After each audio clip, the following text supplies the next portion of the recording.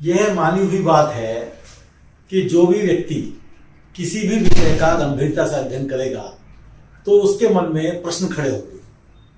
जैसे मेरे एक विद्यार्थी के मन में यह प्रश्न खड़ा हुआ कि लाप्लास रूपांतर अर्थात लाप्लास ट्रांसफॉर्म को इसी खास तरीके से क्यों परिभाषित करते हैं।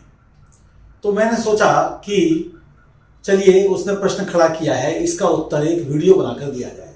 तो मैं आपके सामने प्रस्तुत करने जा रहा हूं लाप्लास रूपांतर।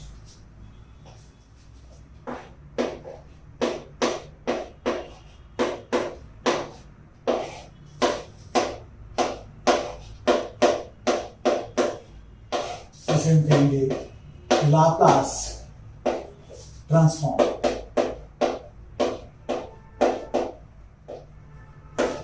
पहले हम इस बात को बखूबी समझ लें कि ट्रांसफॉर्म का मतलब क्या है।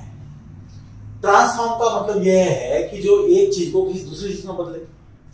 गणित में इसका मतलब यह है कि अगर हमारे पास कोई फंक्शन fx है तो इसके ऊपर कोई चीज अप्लाई की जाए जिससे ये एक दूसरे फंक्शन में बदल जाए। जैसे हम जानते हैं डेरिवेटिव अगर लेंगे तो ये f' x हो जाएगा। ऐसी इंटीग्रल अगर हम किसी का ले रहे हैं तो उसको हम for example 0 to x ft dt कह सकते हैं। कोई व्यक्ति एक फंक्शन mg ले सकता है जो कि किसी फंक्शन f पर डिफाइंड हो तो वो gx into fx बन जाए। इसी प्रकार से और भी बहुत सारे रूपांतर हो सकते हैं। तो यहां पर d है, i है, mg है, ये सब ट्रांसफॉर्म्स हैं। इंटीग्रल ट्रांसफॉर्म का मतलब यह है कि ऐसा ट्रांसफॉर्म जिसमें कि इंटीग्रेशन आ रहा, जैसे ये एक प्रकार का इंटीग्रल ट्रांसफॉर्म है, लेकिन इसमें अंदर 1 से मल्टीप्लाई हो रहा है। लाप्लास ट्रांसफॉर्म में या किसी भी इस प्रकार के इंटीग्रल ट्रांसफॉर्म में हम क्या करते हैं कि इंटीग्रल a to b और हम एक फंक्शन लेते हैं k p t और फिर एक फंक्शन लेते हैं f t और फिर dt। तो इससे हमारे पास जो f t फंक्शन है उसके करस्पॉन्डिंग एक दूसरा फंक्शन p के टर्म्स में आ जाता है। तो इस kpt को हम कर्नेल कहते हैं। तो मैथमेटिशियंस ने यह विचार किया कि हम a को क्या लें, b को क्या लें, kpt को क्या लें, जिससे कि ये जो चीज है ये हमारे लिए काफी उपयोगी साबित हो। तो लाप्लास ट्रांसफॉर्म में kpt को e raised to the power minus pt लेते हैं, a को 0 लेते हैं, b को इंफिनिटी लेते हैं। और काफी विचार के बाद लाप्लास इस निष्कर्ष पर पहुंचा कि kpt को ये लिया जाए, क्योंकि उसने देखा कि जब हम kpt को ये लेते हैं तो बहुत सारे फंक्शंस का हम लाप्लास ट्रांसफॉर्म निकाल पाते हैं, यानी इस इंटीग्रल को सॉल्व कर पाते हैं। और फिर उसकी वजह से हम इनवर्स लाप्लास ट्रांसफॉर्म डिफाइन कर पाते हैं और फिर उसकी वजह से हम तमाम प्रकार की डिफरेंशियल इक्वेशन और इंटीग्रल इक्वेशन को सॉल्व कर पाते हैं। तो अब मैं आपके सामने प्रस्तुत करने जा रहा हूं लाप्लास ट्रांसफॉर्म।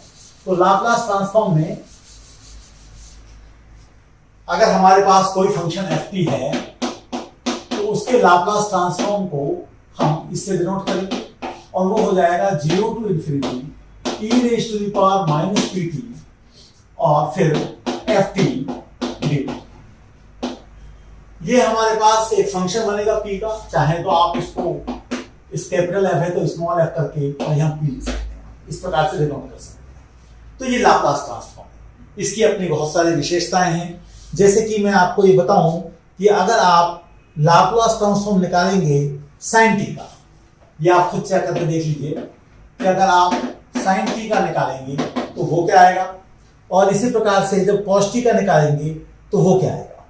तो आप इस बात को देखिएगा कि वो आएगा 1/p² + 1 और Laplace transform of cos t अगर आप निकालेंगे तो वो आएगा p/p²।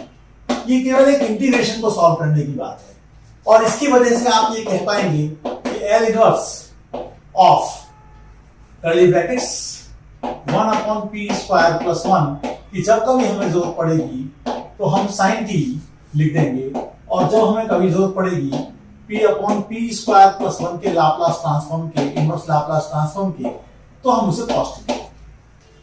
अब डिफरेंशियल इक्वेशन में या इंटीग्रल इक्वेशन में जो इसका यूज होता है वो एक विशेष कारण से यूज होता है, क्योंकि ये देखा गया कि L ऑफ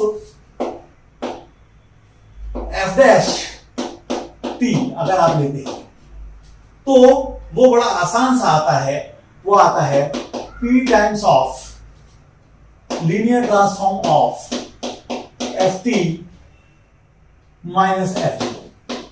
ऐसे ही अगर f डबल डैश t होगा तो उसके लिए भी फॉर्मूला है। ऐसे ही लाप्लास ट्रांसफॉर्म इंटीग्रल का, जो कि अल्टीमेटली x का फंक्शन है या t का फंक्शन है, fx dx, ये अगर आप करेंगे तो वो आएगा 1/p Laplace transform of f। तो ये हमारे पास जो दो चीजें हैं ये ऐसी हैं कि जिनकी वजह से हमारी दी हुई डिफरेंशियल इक्वेशन या इंटीग्रल इक्वेशन एक अलजेब्राइक इक्वेशन में शिफ्ट हो जाती है और फिर उसको सॉल्व करना काफी आसान हो जाता है। मैं इसका एग्जांपल आपके सामने लेता हूं। जैसे एग्जांपल ले रहा हूं कि आपको सॉल्व करना है y double dash plus y equal to 0। तो आप दोनों तरफ का लाप्लास ट्रांसफॉर्म ले लीजिए, और लाप्लास ट्रांसफॉर्म एक लीनियर फंक्शन है तो इसलिए वो आ जाएगा y double dash plus l of y equal to l of 0 that is 0।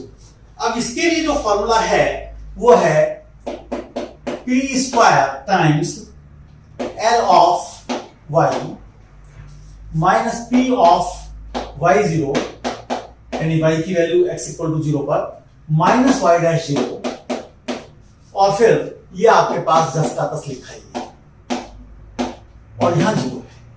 तो अगर आप देखें तो p स्क्वायर प्लस 1 आपके पास कोफिशिएंट बन जाता है l ऑफ y का, जो कि x का फंक्शन है, और राइट साइड में आप चीजों को ले जाएं तो वो बन जाता है p of y0 plus y dash. और इसको अगर आप नीचे ले जाएंगे तो ये बन जाएगा Laplace transform of y equal to p upon p square plus 1 y0 plus 1 upon p square plus 1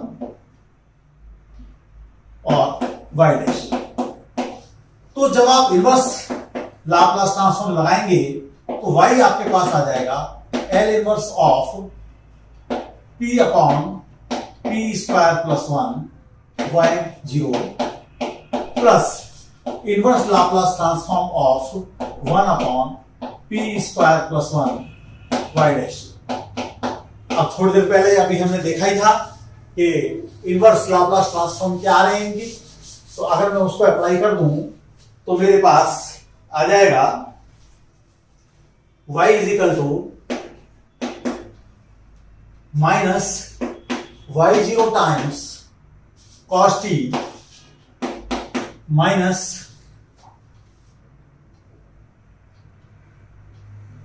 y dash 0 times sin t। यहां दोनों जगह माइनस है, ये आप देख लीजिएगा, यहां पर भी माइनस है और यहां पर भी माइनस है। तो ये आपके पास में सॉल्यूशन आ गया। तो इस प्रकार से हम देखते हैं कि लाप्लास ट्रांसफॉर्म है वो हमारे लिए किस प्रकार से डिफरेंशियल इक्वेशन को सॉल्व करने में अच्छा साबित हुआ। इंटीग्रल इक्वेशंस भी इसी प्रकार से लाप्लास ट्रांसफॉर्म के उपयोग से आसानी से हल की जाती हैं। इसी प्रकार से फोरियर ट्रांसफॉर्म होता है, इसी प्रकार से जेड ट्रांसफॉर्म होता है, कुछ और ट्रांसफॉर्म होते हैं। बस सब में अंतर इतना है कि जो कर्नेल है के पी टी, जो यहाँ पर e raise to the power minus p t लिया गया था, और जो लिमिट्स हैं a और b, जो यहाँ पर 0 और इन्फिनिटी ली गई थी, वे बार बार बदलती रहेंगी। और स्वाभाविक रूप से व्यक्ति तरह तरह का प्रयास करेगा, जिसमें उसे सफलता मिलेगी उसे वे a, b और कर्नेल को लेगा और उसके माध्यम से वो गणित की अन्य प्रकार की समस्याओं को हल करेगा। तो लाप्लास ट्रांसफॉर्म का एक शुरुआती मामला क्या है वो मैंने आपके सामने रखा है। आप इसे देखिए, आप और गहराई से पढ़ना चाहेंगे तो वो आपके सामने आएगा। बहुत बहुत धन्यवाद।